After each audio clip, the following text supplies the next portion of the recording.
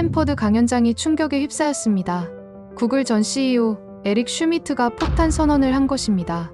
AI 시대 전 세계 200개국 중 단 5개국만 살아남습니다. 미국, 중국, 인도, 일본, 그리고 한국. 이 말을 들은 500명의 실리콘밸리 투자자들은 경악했죠. 우리 중국보다 적은 인구 5천만의 작은 나라가 어떻게 AI 강국이 된다는 겁니까? 그런데 다음 슬라이드에 모두가 숨을 죽였습니다. 메모리 반도체 점유율 70%, 전기차 배터리 점유율 40%. CNN은 즉시 속보를 냈습니다. 실리콘밸리가 놓친 미래 한국이 이미 살고 있다. 도대체 한국에서 무슨 일이 벌어지고 있는 걸까요? 왜 실리콘밸리가 1천억 달러를 들고 한국으로 달려갔을까요? 지금부터 경제 전문 기자가 직접 목격한 충격적인 진실을 공개합니다. 이야기를 시작하기 앞서 구독과 좋아요 눌러주신다면 더 많은 감동 이야기를 전해드릴 수 있는 월드박스 채널이 됩니다. 현재 어디서 시청하고 계신지 아래 댓글로 남겨주세요. 저는 사라 윌킨슨입니다. 지난 10년간 파이낸셜 타임스에서 아시아 경제를 전문으로 취재해온 기자입니다. 중국의 급부상을 가장 가까이서 지켜본 서양 언론인 중 한 명이죠. 제가 스탠퍼드 강연장에 앉아있던 그 순간을 잊을 수가 없습니다. 에릭 슈미트가 마지막 슬라이드를 넘겼을 때 강연장 전체가 정적에 빠졌거든요. HBM이 AI의 심장이라면 한국이 그 심장을 90% 장악하고 있다는 충격적인 데이터였습니다. 저는 그 순간 부끄러웠습니다. 아시아 전문 기자라고 자부해온 지난 10년이 얼마나 편향적이었는지 깨달았거든요. 베이징 지국장을 3년간 지내면서 중국만 바라봤던 제 시야가 얼마나 좁았는지 절감했죠. 동료 기자들의 반응은 더욱 가관이었습니다. 한국, 그냥 미국의 동맹국 치켜 세워주는 거 아닌가? 중국 견제용 정치적 발언이겠지. 경제적 근거는 부족해. 삼성 말고 뭐가 더 있다고? 이런 반응들이 쏟아져 나왔습니다. 하지만 저는 달랐어요.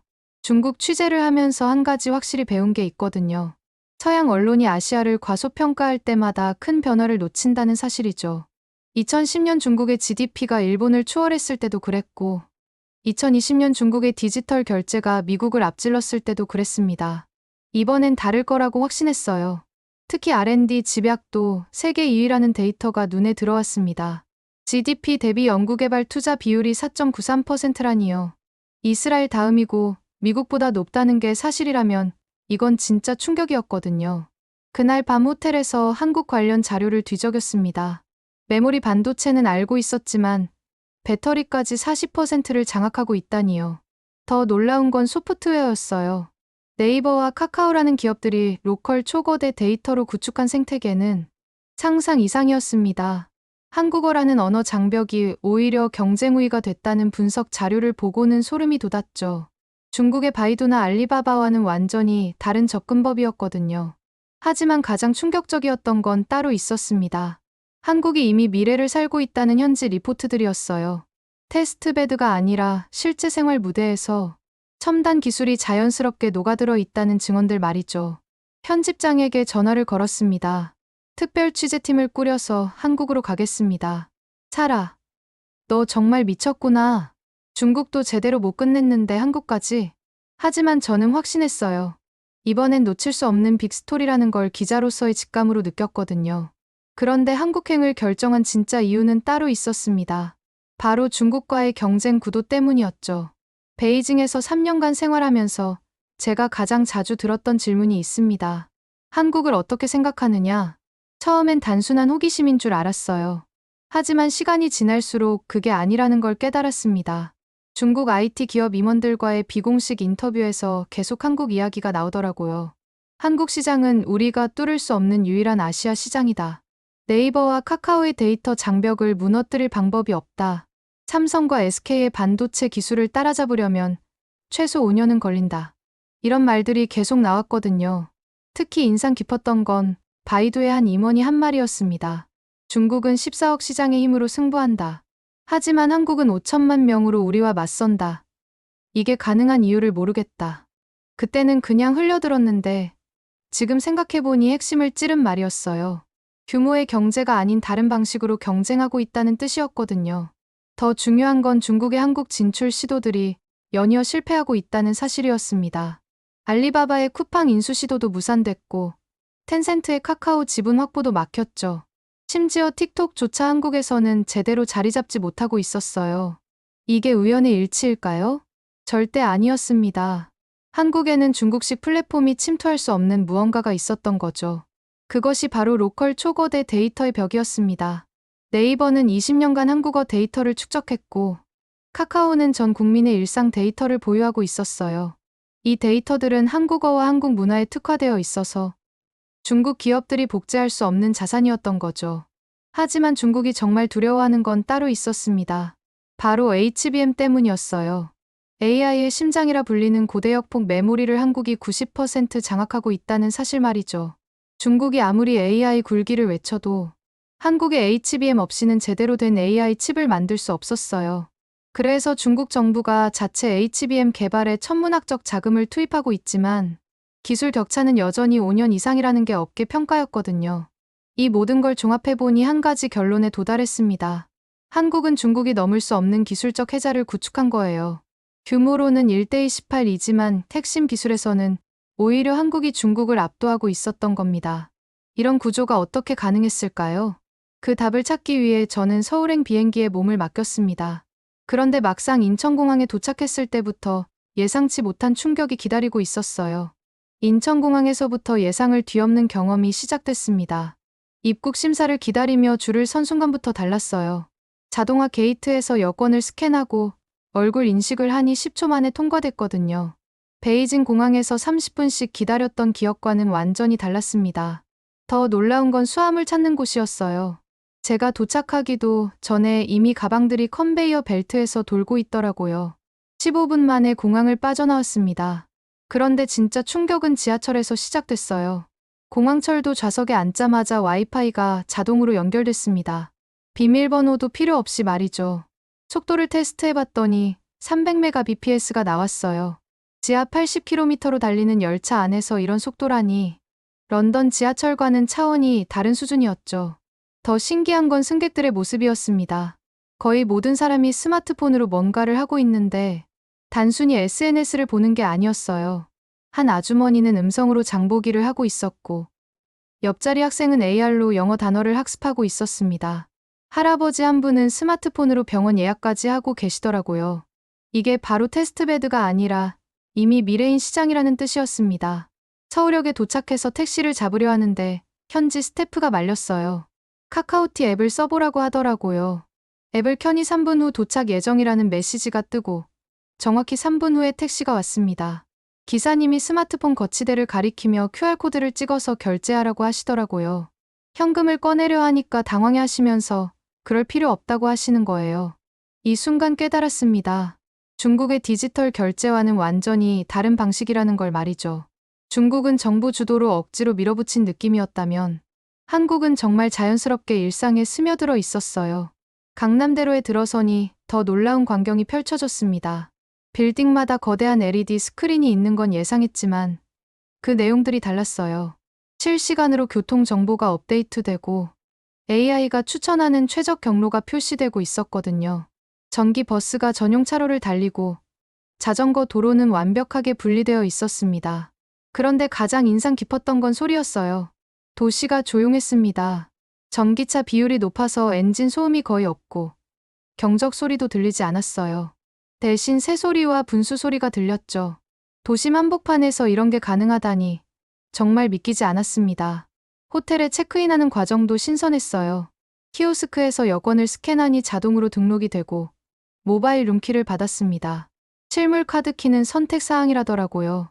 직원분이 웃으며 말씀하시는데 영어가 완벽했어요. 저녁 시간이 되어서 밖으로 나갔을 때 정말 놀랐습니다. 밤 9시인데도 거리가 대낮처럼 밝고 활기찼어요. 편의점이 곳곳에 있는데 무인점이 대부분이더라고요. GS25 무인점에 들어가서 김밥과 커피를 샀는데 셀프 계산대에서 바코드만 찍으면 자동으로 결제가 됐어요. 신용카드나 현금이 필요 없었습니다. 그런데 편의점 한쪽에 택배 보관함이 있고 ATM도 있고 복권도 파는 거예요. 편의점이 아니라 생활 플랫폼 그 자체였습니다. 배달앱으로 치킨을 주문해봤더니 예상 시간 30분이라고 나왔는데 23분 만에 도착했어요. 새벽 1시에 이런 서비스가 가능하다는 게 정말 놀라웠습니다. 런던에서라면 상상도 할 수 없는 일이었거든요. 그날 밤 호텔 방에서 창밖을 내려다보며 깨달았습니다. 서울은 기술을 자랑하지 않고 일상에 조용히 녹여냈다는 것을요. 실리콘밸리나 선전처럼 과시하지 않고 당연한 듯이 미래를 살고 있었어요. 이게 바로 기술이 사라지는 생활모델이라는 뜻이었습니다. 하지만 진짜 충격은 다음날 네이버 본사에서 기다리고 있었어요. 판교 테크노밸리로 향하는 길에서 이미 예감이 있었습니다. 거대한 IT 기업들의 사옥이 늘어서 있는 모습이 실리콘밸리를 연상시켰거든요. 하지만 분위기는 완전히 달랐어요. 더 집약적이고 더 치열한 에너지가 느껴졌습니다. 네이버 건물에 도착했을 때 그 규모에 압도됐습니다. 28층 높이의 유리 건물이 아침 햇살을 반사하며 우뚝 서 있었어요. 로비에 들어서자 작은 로봇이 커피를 나르며 지나갔습니다. 직원들은 자연스럽게 비켜줬고 로봇은 엘리베이터까지 타더라고요. 이런 모습이 일상화되어 있다는 게 놀라웠습니다. AI 랩 소장과의 인터뷰에서 정말 충격적인 사실들을 알게 됐어요. 하이퍼클로바 X가 한국어 처리에서 GPT 네 번째 버전을 20% 앞선다는 데이터였습니다. 시연을 보여주더라고요. 복잡한 법률 문서 100페이지를 1페이지로 요약하는데 10초도 걸리지 않았어요. 핵심만 정확히 짚어내면서 법률 용어의 뉘앙스까지 살려서 말이죠. 더 놀라운 건 다국어 번역 능력이었습니다. 한국어를 일본어나 중국어로 번역할 때의 정확도가 구글 번역을 압도하고 있었어요. 아시아 언어간 번역에서는 네이버가 독보적이라는 설명을 들었습니다. 그 이유를 물어봤더니 정말 중요한 답변이 나왔어요. 네이버가 20년간 축적한 한국어 데이터의 질이 다르다는 겁니다. 블로그, 지식인, 카페에서 나온 수십억 건의 자연스러운 한국어 대화가 모두 학습 데이터가 됐다고 하더라고요. 이게 바로 로컬 초거대 데이터의 힘이었습니다. 구글이나 오픈AI가 아무리 많은 자본을 투입해도 살 수 없는 것이었어요. 언어는 문화이고 문화는 시간이 만드는 거니까요. 클로바 더빙 스튜디오에서 본 기술은 더 충격적이었습니다.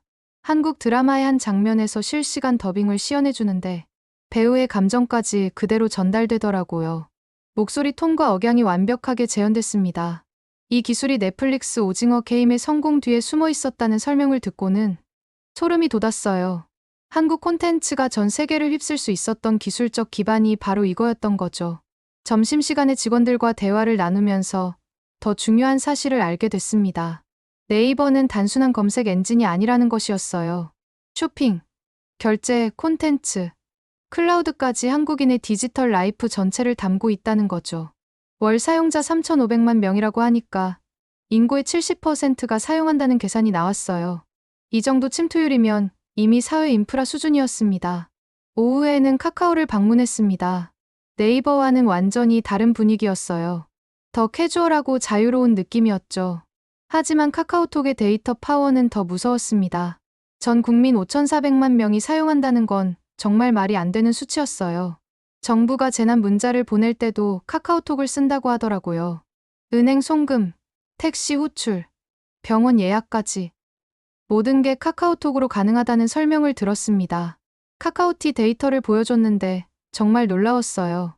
하루 300만 건의 호출을 처리한다고 하면서 AI가 실시간으로 최적 경로를 계산한다는 거예요. 이런 데이터가 10년간 축적됐다면 그 가치는 정말 계산할 수 없을 정도였습니다. 카카오페이의 규모도 충격적이었어요. 오프라인 결제 점유율 35%, 연간 거래액 150조 원이라니요. 한국인은 정말 지갑 없이 살 수 있겠더라고요. 그 순간 깨달았습니다. 왜 중국 IT 기업들이 한국 시장을 뚫을 수 없는지 말이에요. 네이버와 카카오가 이미 한국인의 모든 일상 데이터를 흡수해버렸던 거죠. 이걸 뚫고 들어간다는 건 불가능에 가까웠습니다. 중국이 14억 인구로 규모의 경제를 추구한다면 한국은 5천만 명으로 완벽한 로컬 지배를 달성한 거였어요. 그리고 이 로컬 데이터야말로 AI 시대의 가장 강력한 해자였습니다. 하지만 소프트웨어만으로는 부족했어요. 진짜 하드파워가 어디서 나오는지 확인해야 했습니다. 그래서 다음날 삼성전자 반도체 공장으로 향했는데 거기서 정말 충격적인 현실을 마주하게 됐어요. 화성에 도착한 순간부터 다른 세계에 온 기분이었습니다. 삼성전자 반도체 캠퍼스는 축구장 100개를 합친 크기였어요. 정문부터 보안이 삼엄했습니다. 카메라와 스마트폰을 모두 제출하고 비밀 서약서에 서명해야 했죠. 안내 담당자가 미안하다면서도 단호하게 말하더라고요. 특정 수치는 절대 공개할 수 없다면서. 그래도 메모리 반도체 세계 1위인 이유는 보여드릴 수 있다고 했어요. 방진복 착용실에서 10분간 준비를 했습니다. 속옷 위에 전신 방진복, 마스크, 고글, 장갑, 특수 신발까지 착용하니 마치 우주복 같았어요. 에어 샤워를 통과하는 순간 강력한 바람이 먼지를 모두 털어냈습니다. 그리고 드디어 클린룸의 문이 열렸어요. 숨이 멎을 뻔했습니다. 천장 높이 15m, 끝이 보이지 않는 거대한 공간에 수백 대의 장비가 침묵 속에서 작동하고 있었어요. 노란 조명 아래 하얀 방진복을 입은 엔지니어들이 조용히 움직이는 모습이 정말 SF 영화 같았습니다. 천장에는 OHT라는 자동 운송 시스템이 웨이퍼를 실어 나르고 있었어요. 수석 엔지니어가 웨이퍼 하나를 보여줬습니다. 피자 크기의 얇은 실리콘 원판이었는데 이 하나가 10억 원이라고 하더라고요. 여기서 500개 칩이 나온다면서 불량품 하나가 200만 원 손실이라는 설명을 들었어요. 그래서 실수할 수 없다는 말에 긴장감이 전해졌습니다. 가장 인상 깊었던 건 EUV 장비였어요. 네덜란드 ASML의 장비인데 하나에 2천억 원이라고 하더라고요. 전 세계에서 1년에 50대만 생산되는데 그중 절반을 삼성이 산다는 설명을 들었을 때 정말 놀랐습니다. 그런데 진짜 충격은 HBM 생산 라인에서 받았어요. HBM이 바로 AI의 심장이라는 설명을 들으면서 소름이 돋았거든요. 엔비디아의 GPU도 구글의 TPU도 모두 삼성과 SK하이닉스의 HBM 없이는 작동할 수 없다는 거였어요. 전 세계 HBM 시장의 90%를 한국이 장악하고 있다는 데이터를 확인했을 때 정말 믿기지 않았습니다. 중국이 아무리 AI 굴기를 외쳐도 이 부분만큼은 따라올 수 없다는 설명이었어요. 기술 격차가 최소 5년 이상이라고 하더라고요. 모니터링 룸에서 본 광경은 더 인상적이었습니다. 벽면 가득한 모니터에 실시간 데이터가 흘러가고 있었어요. 24시간 365일 멈추지 않는다면서 1초 멈추면 수십억 원 손실이라는 말을 듣고 긴장감을 느꼈습니다. 3교대로 일하는 엔지니어들의 자부심도 인상적이었어요. 15년째 이 일을 한다는 한 엔지니어는 자신이 만든 칩이 전 세계 스마트폰에 들어간다며 뿌듯해했어요. 아이폰에도 갤럭시에도 들어간다면서 이런 자부심은 돈으로 살 수 없다고 하더라고요. 수율에 대해 물어봤더니 정확한 숫자는 비밀이지만 99% 이상이라고만 말해줬어요. 같은 장비를 써도 수율이 다른 건 노하우의 차이라면서 이게 진짜 경쟁력이라고 강조했습니다. 오후에 R&D 센터를 방문했을 때는 더 놀랐어요. 1000명의 박사급 연구원이 5년 후를 준비하고 있다는 설명을 들었거든요. 2나노 1나노 공정을 개발 중이라면서 현재 기술은 과거고 미래를 만들고 있다고 자신 있게 말하더라고요. 연간 R&D 투자액이 20조 원 이상이라는 말을 들었을 때 정말 충격이었습니다. 매출의 10%를 미래에 투자한다는 철학이 느껴졌어요. 그런데 가장 인상 깊었던 건 사람들이었습니다. 근처 식당에서 엔지니어들과 저녁을 먹는데 그들의 눈빛이 달랐어요. 삼성전자에 다닌다고 하면 모든 사람이 부러워한다면서 부모님도 자랑스러워하신다고 하더라고요. 세계 최고 기술을 배울 수 있는 곳이라면서 여기서 5년만 있어도 어디서든 인정받는다는 자신감이 대단했습니다. 하지만 쉽지만은 않다고 솔직하게 말하더라고요. 중국이 엄청난 돈을 쏟아부으며 추격하고 있다면서 그래도 반도체는 돈만으로 되는 게 아니라고 했어요. 축적된 경험과 실패에서 배운 교훈, 그리고 사람이 핵심이라는 말이 인상적이었습니다. 한국의 강점이 뭐냐고 물어봤더니 극한의 완벽주의라고 답하더라고요. 99%도 만족 못하고 99.9%도 부족하다면서 99.99%를 추구한다는 거예요. 이게 한국 제조업의 DNA라는 설명을 듣고 정말 감탄했습니다. 그날 밤 호텔에서 정리를 하면서 깨달았어요.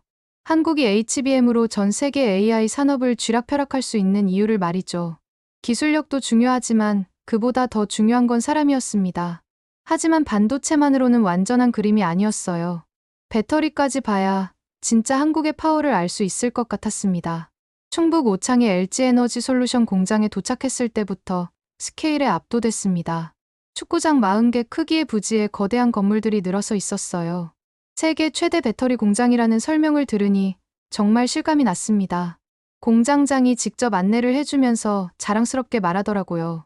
일론 머스크가 직접 와서 3시간 동안 생산 라인을 둘러봤다면서 품질에 감탄했다고 하더라고요. 생산 라인을 보는 순간 정말 놀랐습니다. 원통형 배터리가 컨베이어 벨트를 따라 끝없이 흘러가고 있었어요. 분당 100개, 하루 100만 개를 생산한다는 설명을 들었는데 테슬라 모델 3 하나에 4,400개가 들어간다고 하더라고요. 테슬라 생산량의 30%가 여기서 나오는 배터리라는 말을 듣고 소름이 돋았습니다.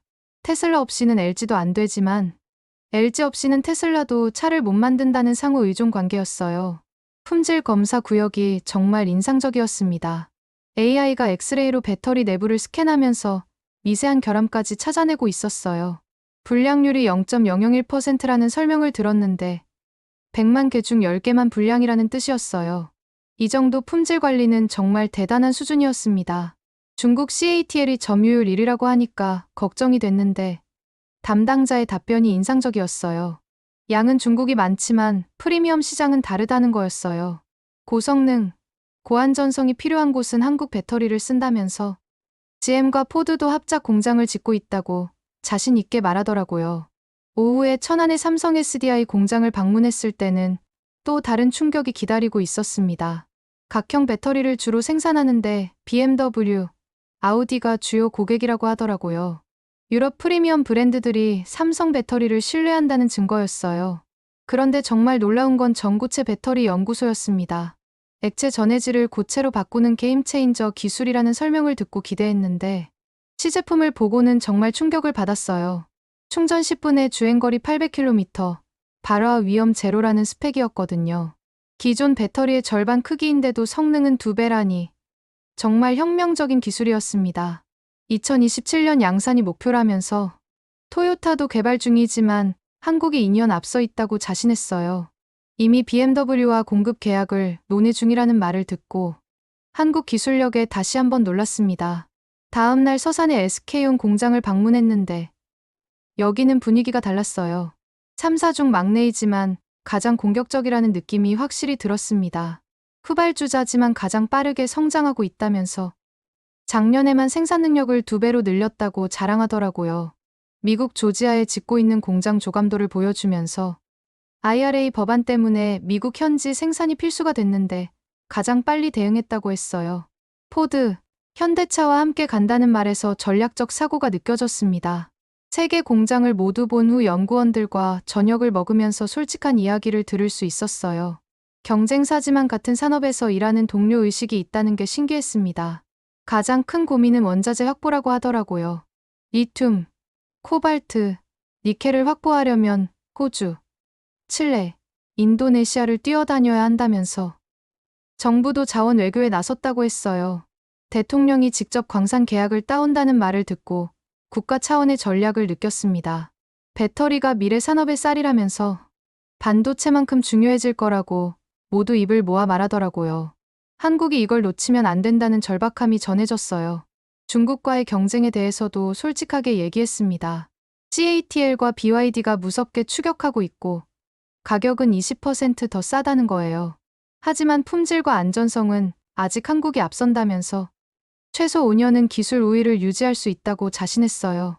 전고체 배터리가 상용화되면 10년은 더 앞서갈 수 있다는 말도 인상적이었습니다. 배터리는 경험이 중요하다면서 수천 번의 실패를 겪어야 좋은 배터리가 나온다고 하더라고요. 이 부분에서 한국에 축적된 노하우가 중국보다 훨씬 앞선다는 확신을 느꼈어요. 그날 밤 호텔에서 정리하면서 깨달았습니다. 한국 배터리 3사의 합계 점유율은 23%로 중국 다음이지만 프리미엄 시장에서는 한국이 장악하고 있다는 걸 말이에요. 원자재만 확보한다면 향후 10년은 한국의 시대가 될 거라는 확신이 들었습니다. 하지만 기업과 기술만 봐서는 안 될 것 같았어요. 진짜 한국의 경쟁력이 어디서 나오는지 알려면 사람을 봐야 할 때였습니다. 그래서 다음날 밤 판교로 향했는데 거기서 정말 충격적인 현실을 목격하게 됐어요. 저녁 10시 판교 테크노밸리를 걸으면서 정말 놀랐습니다. 거의 모든 건물에 불이 켜져 있었거든요. 네이버, 카카오 같은 대기업뿐만 아니라 작은 스타트업 건물들도 마찬가지였어요. 런던이나 실리콘밸리보다도 더 늦게까지 일하는 것 같았습니다. GS25 편의점 앞에는 후드티에 슬리퍼, 차림의 개발자들이 모여 있었어요. 담배를 피우며 열정적으로 토론하고 있었는데 치킨 배달 오토바이가 연신 지나가더라고요. 편의점에서 커피를 사려고 하는데 누군가 말을 걸었습니다. 33살쯤 되어 보이는 청년이 역시 후드티에 슬리퍼 차림이었어요. 투자자냐고 물어보면서 자신의 회사를 보러 가지 않겠냐고 하더라고요. 밤 11시인데도 다들 일하고 있다면서 말이에요. AI 스타트업 CTO라고 자기소개를 하면서 밤 11시는 이제 시작이라고 하더라고요. 보통 새벽 3시까지 일한다면서 강제가 아니라 재밌어서 그런다고 했어요. 호기심이 생겨서 따라갔습니다. 50평 남짓한 사무실에 6명이 모니터 앞에 앉아 있었어요. AI 기반 코드 리뷰 서비스를 만들고 있다면서 개발자가 코드를 올리면 AI가 버그를 찾고 개선을 제안한다고 설명했어요. 벽에는 포스트잇이 가득하고 화이트보드엔 복잡한 다이어그램이 그려져 있었습니다. 구석엔 라면 박스와 에너지 드링크가 쌓여 있었죠. 몇 번째 창업이냐고 물어봤더니 정말 놀라운 답변이 나왔어요. 10번 실패했다면서 11번째 도전 중이라고 하더라고요. 과장이 아니었습니다. 첫 창업은 게임이었는데 6개월 만에 망했고, 두 번째는 이커머스였는데 1년 만에 접었다고 솔직하게 말하더라고요. 한국은 실패를 용납한다면서 실패가 오히려 스펙이 된다고 했어요. 3번 실패했다고 하면 오히려 경험 많다고 인정받는다는 설명을 듣고 문화 충격을 받았습니다. 팀원들과 대화를 나누면서 더 놀라운 사실들을 알게 됐어요. 29살 개발자는 삼성전자를 그만두고 나왔다면서 연봉은 3분의 1이 됐지만 행복하다고 하더라고요. 자신이 만든 게 바로 세상에 나간다는 게 큰 보람이라는 말이 인상적이었습니다. 27살 디자이너는 뉴욕 파슨스 합격했었는데 한국이 더 재밌을 것 같아서 돌아왔다고 하더라고요. 판교가 지금 세계에서 가장 핫한 곳이라면서 말이에요. 가장 놀라운 건 막내였습니다. 19살이라고 하면서 대학을 안 갔다고 하더라고요. 필요 없다면서 여기서 배우는 게 100배 많다고 했어요. 코드로 말하면 되니까 나이는 상관없다는 말에 정말 감탄했습니다. 이 19살 개발자가 팀의 핵심 엔지니어였어요. 하루 15시간 코딩한다면서 게임하는 것보다 재밌다고 하더라고요. 자신이 짠 코드가 수만 명이 쓸 서비스가 된다는 게 정말 신나는 일이라는 거예요. 새벽 2시가 됐는데 스탠드업 미팅을 시작하더라고요. 버그 하나 발견했다. 새로운 아이디어가 있다. 이 부분 리팩토링이 필요하다는 식으로 5분간 빠르게 공유했어요. 그러고는 각자 자리로 돌아가서 키보드 소리만 가득했습니다. 모두 노이즈 캔슬링 헤드폰을 끼고 모니터에 집중하고 있었어요. 언제 자냐고 물어봤더니 4시쯤 집에 가서 자고 11시쯤 출근한다고 하더라고요. 수면 시간 6시간에서 7시간이면 충분하다는 말에 젊음이 느껴졌습니다. 그런데 정말 놀라운 걸 발견했어요. 다음날 강남에서 우연히 본 간판 때문이었습니다. 시니어 AI 클래스라고 적혀 있는 학원이 있었거든요. 나이는 숫자일 뿐이라는 문구가 인상적이어서 들어가 봤어요. 60대에서 70대로 보이는 수강생 30명이 진지하게 수업을 듣고 있었습니다. 파이썬 코드가 화면에 떠 있고 모두 노트북을 두드리고 있었어요. 한 할머니가 제게 영어로 말을 걸었는데 발음이 정확했어요. 73세인데 코딩을 배우러 왔다고 하시더라고요. 왜 코딩을 배우게 됐냐고 물어봤더니 손자 때문이라고 하셨어요. 중학생인 손자가 코딩 이야기를 하는데 하나도 못 알아듣겠다면서 할머니는 모르잖아라는 말이 너무 서운했다고 하셨어요. 그날로 학원을 등록했다고 하시더라고요. 처음 6개월은 지옥이었다면서 프린트 헬로도 못했다고 솔직하게 말씀하셨어요. 프린트가 왜 화면에 나오는지 이해가 안 됐다면서 인쇄 프린트인데 왜 모니터에 뜨냐고 하셨던 거예요.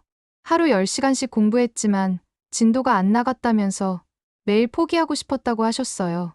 하지만 손자 얼굴 생각하면 할머니도 코딩할 수 있다고 하고 싶었다는 말에 감동했습니다. 6개월 후 첫 프로그램을 완성했다면서 가족 사진을 정리하는 간단한 프로그램이었다고 하셨어요. 손자가 박수를 쳐줬다면서 할머니 대단하다고 한 말이 춤추게 했다고 하셨죠. 지금은 AI 앱도 만들었다면서 보여주시는데 정말 놀라웠어요. 추억 도우미라는 앱이었는데 직접 만드신 거였어요. 노인들은 스마트폰을 어려워한다면서 그래서 음성으로 다 되게 만들었다고 하셨어요. 2019년 제주도 사진 보여줘라고 하니 AI가 음성을 인식해서 관련 사진들을 찾아 보여줬어요. 5만 명이 다운로드했다면서 대부분 60대 이상이라고 자랑스럽게 말씀하셨어요. 노인이 노인을 가장 잘 안다면서 인터페이스를 정말 단순하게 만드셨더라고요. 수업이 끝나고 젊은 개발자와 대화를 나눴는데 할머니께서 자신들보다 성실하다고 하더라고요. 매일 복습하고 질문을 정리해 오신다면서 오히려 자신들이 배운다고 했어요. 할머니는 인생 경험에 코딩을 더하니 시너지가 난다면서 젊은이들은 기술은 빠르지만 사용자 이해가 부족하다고 하셨어요. 그래서 서로 배우는 거라는 말씀이 정말 인상적이었습니다. 그날 밤 정리하면서 깨달았어요. 한국의 진짜 경쟁력은 나이를 초월한 학습 속도라는 걸 말이에요. 19세 개발자와 73세 할머니가 같은 교실에서 코딩을 배우는 나라가 또 어디 있을까요? 이런 학습 문화야말로 중국도 따라할 수 없는 한국만의 자산이었습니다. 하지만 개인의 열정만으로는 부족했어요. 국가 차원의 전략이 어떤지 확인해야 진짜 그림을 볼 수 있을 것 같았습니다. 한국 취재를 마치고 런던으로 돌아온 지 한 달이 지났습니다. 그동안 저는 잠시도 쉴 수 없었어요. 파이낸셜 타임스 편집국 전체가 제 리포트를 기다리고 있었거든요. 특별 취재팀을 꾸려서 보낸 기자가 빈손으로 돌아올 수는 없었으니까요.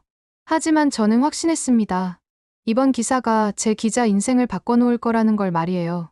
편집장실에서 2시간에 걸친 브리핑을 했습니다. HBM이 AI의 심장이며 한국이 90% 장악하고 있다는 데이터부터 시작했어요. 네이버와 카카오의 로컬 초거대 데이터 장벽, 배터리 3사의 프리미엄 품질 경쟁력까지 하나하나 설명했습니다. 편집장의 표정이 점점 진지해지는 게 보였어요. 특히 R&D 집약도 세계 2위라는 수치를 설명할 때 눈썹을 치켜 올리더라고요. GDP 대비 4.93%라는 건 정말 엄청난 투자 규모라면서 말이에요. 가장 놀란 건 사람 이야기였습니다. 73세 할머니가 AI 앱을 만들고 19세 청년이 유니콘 기업을 꿈꾸는 나라라는 설명을 듣고는 믿기지 않는다는 표정을 지었어요. 시니어부터 10대까지 나이를 초월한 학습 속도가 진짜 경쟁력이라는 분석에 고개를 끄덕이더라고요. 무엇보다 중국과의 경쟁 구도 분석이 핵심이었습니다. 중국이 14억 인구의 규모로 승부한다면 한국은 5천만 명으로 질적 우위를 추구한다는 전략 차이를 설명했어요. 특히 중국 IT 기업들이 한국 시장을 뚫지 못하는 이유가 바로 로컬 데이터의 벽 때문이라는 분석이 인상적이었나 봅니다. 편집장이 마지막에 한 말이 기억에 남아요. 차라. 이거 진짜 확신해. 한국이 정말 차세대 AI 강국이 될 수 있다고? 저는 망설임 없이 답했습니다. 편집장님, 저는 10년간 중국을 봤어요. 그때도 처음엔 믿기지 않았죠. 하지만 지금 한국에서 일어나는 일은 그때보다도 더 확실합니다. 일주일 후 일면 톱기사가 결정됐어요. 제목은 작은 나라의 큰 반전, 한국이 AI 강국으로 부상하는 이유였습니다. 기사가 나간 직후 반응이 폭발적이었어요. 온라인에서는 조회수가 100만을 돌파했고 소셜미디어에서는 엄청난 논쟁이 벌어졌습니다. 찬성하는 사람들은 드디어 누군가 진실을 말했다고 환영했고 반대하는 사람들은 과장된 분석이라고 비판했어요. 하지만 정말 중요한 반응은 따로 있었습니다. 월스트리트에서 나온 거였어요. 기사가 나간 지 사흘 만에 골드만삭스에서 연락이 왔습니다. 한국 AI 투자 포트폴리오 구성에 대해 자문을 요청한다는 거였어요. JP모건에서도 연락이 왔고 블랙록에서도 미팅을 제안했습니다. 모두 한국 시장에 대한 심도 있는 분석을 원한다는 내용이었어요. 가장 놀라운 건 실리콘밸리의 반응이었습니다. 구글, 메타, 아마존에서 동시에 한국 진출 계획을 발표한 거예요. 특히 구글은 서울에 AI 연구소를 설립한다고 공식 발표했습니다. 메타는 네이버와의 파트너십을 논의 중이라고 했고, 아마존은 한국 클라우드 시장에 대규모 투자를 계획한다고 했어요. 한 달 후 더 큰 뉴스가 터졌습니다. 소프트뱅크가 한국 AI 스타트업에 1천억 달러 투자 펀드를 조성한다고 발표한 거예요. 손정희 회장이 직접 서울을 방문해서 기자회견을 열었습니다. 한국은 아시아의 실리콘밸리가 될 잠재력이 충분하다면서 특히 AI 분야에서는 이미 세계 최고 수준이라고 평가했어요. 네이버, 카카오는 물론이고 판교의 작은 스타트업들까지 투자 대상에 포함시킨다는 발표였습니다. 이 뉴스가 나가자 한국 증시가 폭등했어요. 삼성전자는 시가총액 기준으로 애플에 이어 세계 2위 기술 기업이 됐고 SK하이닉스는 엔비디아와 어깨를 나란히 했습니다. 정말 믿기지 않는 일들이 연쇄적으로 일어나고 있었어요. 특히 중국 전문 기자들이 가장 많이 물어봤어요. 중국이 한국을 어떻게 생각하는지, 경쟁 구도가 어떻게 변할지 말이에요. 베이징 지국에서 온 소식으로는 중국 정부가 한국의 AI 부상을 상당히 예의주시하고 있다고 했어요. 특히 HBM 기술과 배터리 분야에서 한국의 독점적 지위를 견제하려는 움직임이 감지된다고 하더라고요. 하지만 단기간에는 한국의 기술적 우위를 따라잡기 어려울 거라는 분석이 지배적이었습니다. 몇 개월 전만 해도 한국은 제 레이더에도 없던 나라였어요. 하지만 이제 제 인생의 중심이 됐죠. 작은 나라가 보여준 큰 가능성, 나이를 초월한 학습 열정, 기술이 자연스럽게 녹아든 일상, 이 모든 것들이 미래를 만들어가는 힘이었습니다. 한 달 후 저는 다시 인천공항에 도착했습니다. 이번엔 관광 비자가 아니라 거주 비자를 들고서 말이에요. 공항에서 택시를 타고 강남으로 가는 길에 생각했어요. 세계는 한국을 주목하기 시작했고 1천억 달러가 움직이기 시작했습니다. 하지만 진짜 변화는 이제부터일 거예요. 한국이 정말로 AI 시대를 이끌 수 있는지 지켜봐야 하니까요. 그리고 저는 그 모든 순간을 기록할 겁니다. 작은 나라의 큰 꿈이 어떻게 현실이 되어가는지 말이에요. 여러분은 이 이야기를 들으면서 어떤 생각이 드셨나요? 작은 나라도 큰 꿈을 이룰 수 있다는 희망을 느끼셨나요? 한국이 보여준 것은 규모가 아니라 속도와 질이 진짜 경쟁력이라는 사실입니다. 구독과 좋아요로 응원해주시면 더욱 재미있는 이야기로 찾아뵙겠습니다. 해외 감동 사연을 소개해드리는 월드박스였습니다. 감사합니다.